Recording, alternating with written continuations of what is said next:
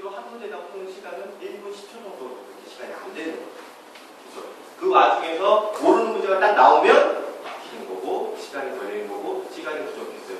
그리고 대부분 아이들이 이번에 얘기 들어보니까 마킹할 때 손이 떨리는 거예요. 선생님이 5분 남아서 그 순간 이제 애들이 떨리는 거죠. 시간이 부족하다는 걸 알기 때문에. 이제 뒷부분에서 한 번 더 얘기를 하는 거고요. 난이도 분석으로 좀 얘기 드리면 1학년 같은 경우는 난이도가 작년에 비해서 굉장히 많이 올라갔어요. 여기서 정말 이제 특이한 거는 이번에 성적표가 나온 학교는 100명 중에 없거든요, 실제로. 100명 중에 평균이 작년 평균이 67점이었어요. 근데 올해 100명 중 평균은 56점이에요. 1학년. 100명 평균이. 그리고 2학년 평균은 52점입니다. 2학년 평균이 좀 많이 낮죠. 그리고 이제 하수중은 평균이 많이 되게 많아요. 올라왔다 내려왔다 올라왔다 내려왔다 하는데 최근까지 조사된 결과는 하수중 평균은 49점이에요. 굉장히 많이 낮아졌죠. 그리고 화정중은 지금 현재까지는 59점입니다. 평균 수치가. 그러니까 평균이 59점이면 그만큼 작년에 비해서 성적이 많이 하락된 거예요. 그리고 여기서 이제 두 학교만 논술형 문제가 나오고 화수중은 논술형이 두 문제죠. 실제로 한 문제를 분할해서 낼 거예요. 그렇죠? 그렇기 때문에 그렇게 논술형은 많이 내지는 않았고요. 한 문제 낸다고 했지만 실제로 가서 들어가 보면 논술형이 아니라 서술형은 거의 비슷한 문제가 나왔는데 실제 시험지에서는. 그리고 이제 2학년 같은 경우는 화정중, 화수중 있는데 두 학교는 작년이랑 비슷했어요. 올해도 평균이 66점 나왔습니다. 두 학교 같은 경우. 그리고 백양주만 좀 어렵게 나왔기 때문에 아이들이 그렇게 어렵지 않게 풀었는데요. 나이도 보면 중이 좀 많죠. 화정중. 얘도 중이 좀 많고 백양중만 중상이 많아요. 그 최상위 문제가 좀 많이 나왔고요. 화수중에는 상문제가 5문제 나오고 화정중 3문제 5문제 나왔잖아요. 이 5문제가 어느 곳에서 나왔냐면요. A급이랑 최상위 정도에서 좀 많이 나왔고요. 그리고 여기서 정말 특이했던 게 화정중이 분명히 교과서에서 나온다고 했는데 저희가 이제 다 찾아보잖아요. 저희는 이제 단연도로 마술이라는 교재로 학교별 교재랑 다 합치는 거거든요. 제일 많이 나오는 문제에서. 근데 마술이 올해에는 시험 문제가 없더라고요. 거기서 두 문제가 작년도 수학 익히 쪽에서 나왔어요. 가장 어려운 C단계라고 하거든요. 그 부분에 나온 거를 제가 좀 이따가 보여드리도록 하고요. 넘어가면 이제 단원별 출제 현황인데, 보세요.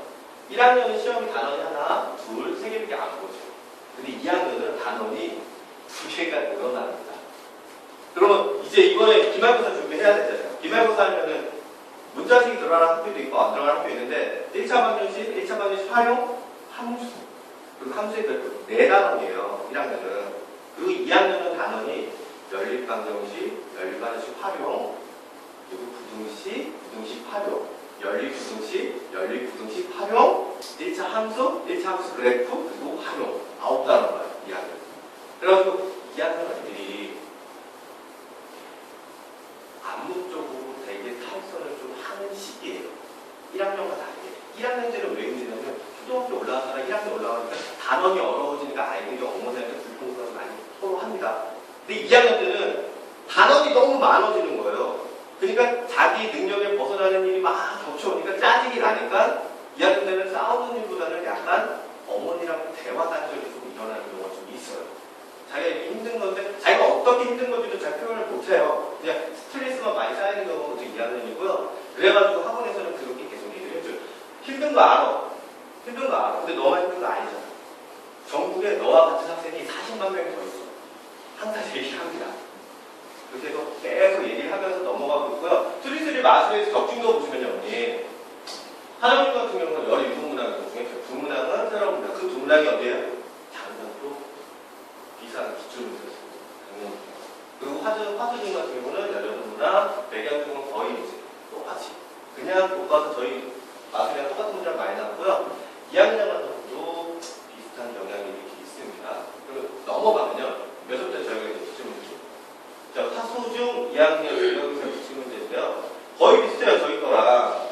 보통 이제 학교 선생님들은 숫자만 바꿔서 이런 식으로 내는 거고요. 여기시면 이제 이것들이 기본 문제. 기본 문제 여기 이제 들어가 있는 거죠.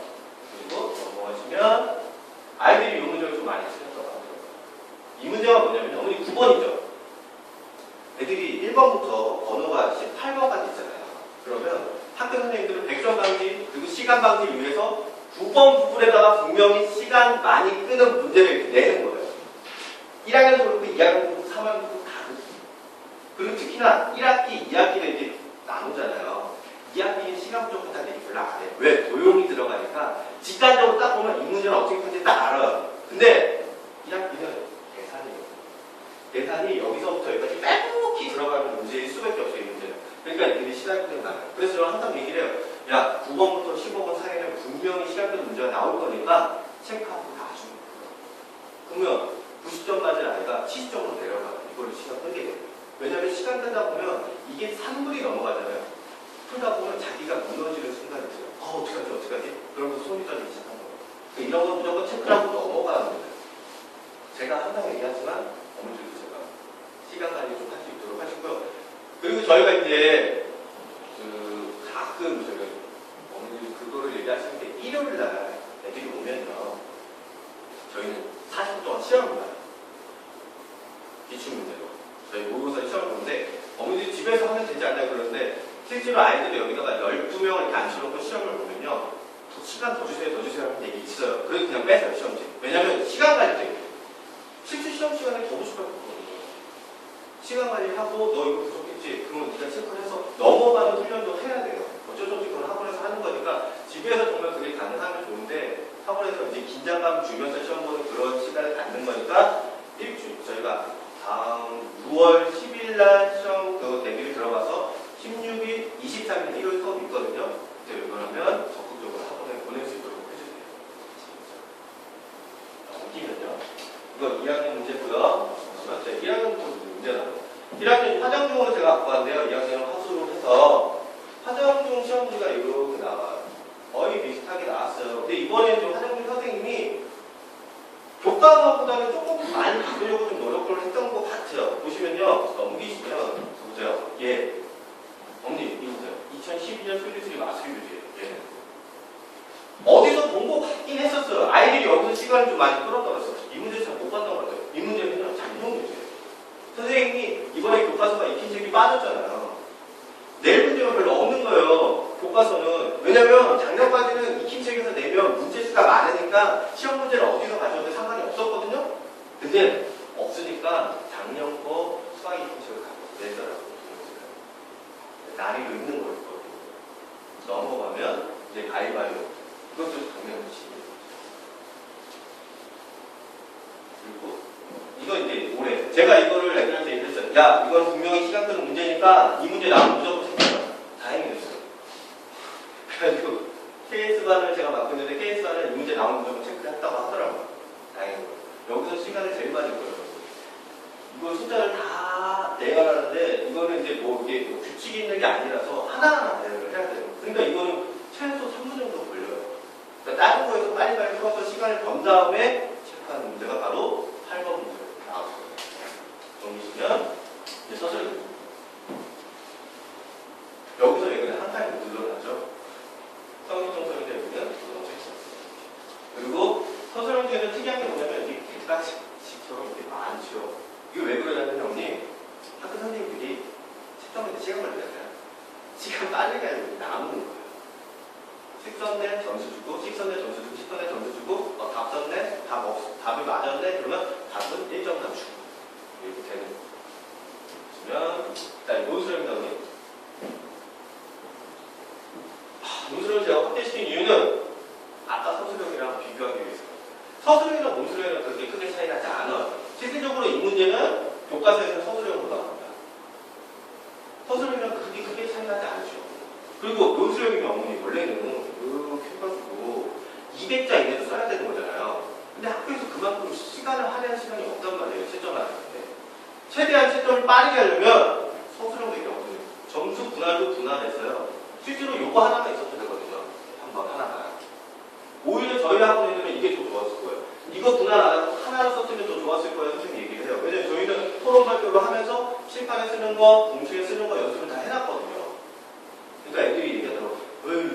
이렇게 돼가지고 애들만 좋아졌어요. 이렇게 얘기를 하더라고요.